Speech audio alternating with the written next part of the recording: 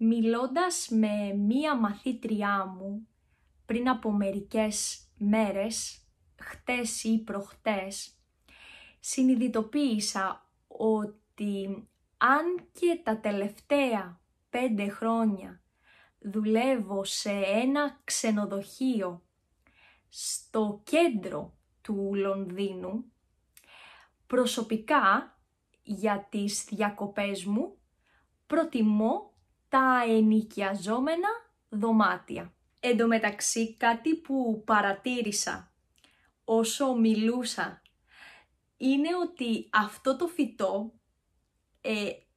έχει μεγαλώσει πάρα πολύ. Αν το δείτε, σε σχέση με τα πρώτα βίντεο, αν κοιτάξετε κάποιο από τα πρώτα βίντεο μου με αυτό το φυτό, είναι πάρα πολύ μικρούλι και τώρα έχει γίνει τεράστιο. Πάμε πάλι πίσω στο θέμα μας. Από τις πρώτες διακοπές που θυμάμαι με τους γονείς μου, αλλά και αργότερα όταν μεγάλωσα με τους φίλους μου, κλείναμε πάντα ενοικιαζόμενα δωμάτια. Και πέρσι που είχα πάει με τα αδέρφια μου και τον ξάδερφό μου στην Λευκάδα, μείναμε πάλι σε ενοικιαζόμενο δωμάτιο. Πιο παλιά, ο μοναδικός λόγος που δεν πηγαίναμε σε ένα ξενοδοχείο ήταν ο οικονομικός.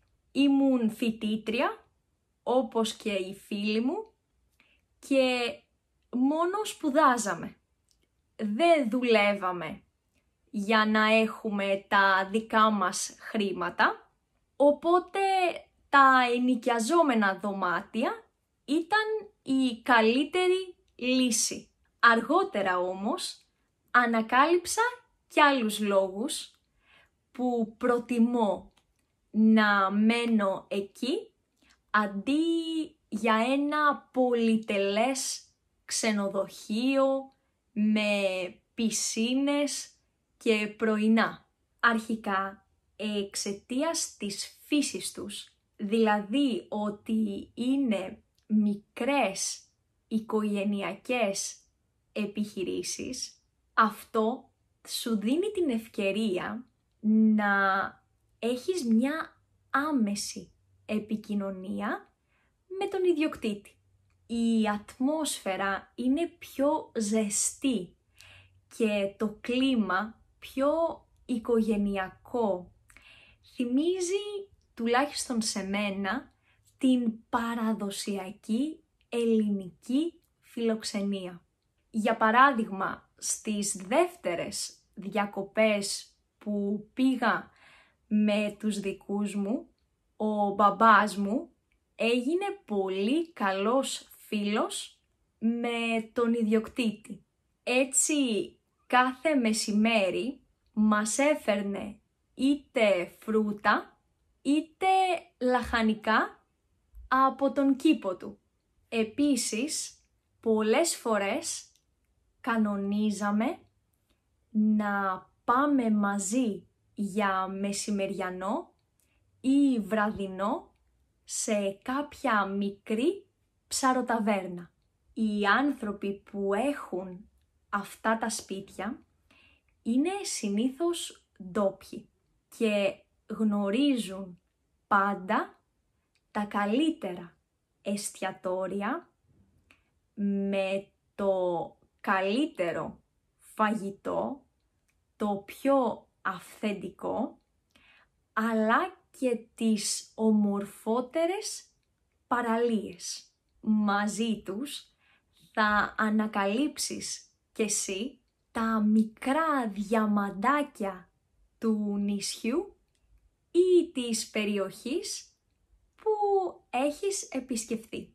Ξέρω ότι οι περισσότεροι από εσάς όταν πηγαίνετε διακοπές δεν θέλετε να μαγειρεύετε καθόλου. Όμως εγώ είμαι το ακριβώς αντίθετο. Φυσικά απολαμβάνω να τρώω έξω και να πηγαίνω σε ελληνικές ταβέρνες, όμως θέλω να έχω και την επιλογή να μπορώ να μαγειρέψω. Η μαγειρική είναι το χόμπι μου. Είναι κάτι που με χαλαρώνει και μετά από μία μέρα στη θάλασσα, το σπιτικό φαγητό είναι ό,τι πρέπει. Σε αντίθεση με τις μεγάλες ξενοδοχειακές μονάδες που όλα τα δωμάτια είναι τα ίδια, γενικότερα η διακόσμηση είναι η ίδια, τα ενοικιαζόμενα δωμάτια έχουν την προσωπική πινελιά του ιδιοκτήτη και πάντα σύμφωνα με το ελληνικό γούστο. Για παράδειγμα, έχουν πολύ μεγάλα μπαλκόνια που μπορείς να κάτσεις το πρωί και να απολαύσεις τον καφέ σου με θέα την θάλασσα ή να πιείς το κρασάκι σου το απογευματάκι. Τέλος, κάτι που έχει πολύ μεγάλη σημασία για μένα είναι οι επιπτώσεις που έχουν τα ξενοδοχεία στο περιβάλλον. Ειδικά όσα προσφέρουν πακέτα με πρωινό για να έχουν πάντοτε φρέσκα κρουασάν, φρέσκα φρούτα, φρέσκους χυμούς. Στο τέλος των πρωινών πετάνε όλα αυτά τα φαγητά και φτιάχνουν νέα για την επόμενη μέρα. Εκτός από το φαγητό που πάει χαμένο, τα πολυτελή ξενοδοχεία χρειάζονται πάρα πολύ ενέργεια για να φωτίσουν όλο το συγκρότημα και το κάνουν αυτό κυρίως για διακοσμητικούς λόγους. Για να είναι πιο όμορφη, για παράδειγμα, η πισίνα. Γιατί η πισίνα δείχνει πολύ πιο εντυπωσιακή όταν είναι φωτισμένη. Για όλους λοιπόν αυτούς τους λόγους προτιμώ να πηγαίνω σε ενοικιαζόμενα δωμάτια αντί για μεγάλες ξενοδοχειακές μονάδες. Θα χαιρόμουν πολύ να ακούσω και τη δική σας γνώμη κάτω στα σχόλια, εάν συμφωνείτε ή διαφωνείτε, και εμείς θα τα πούμε την επόμενη φορά στο επόμενο μάθημα. Μέχρι τότε, φιλάκια πολλά!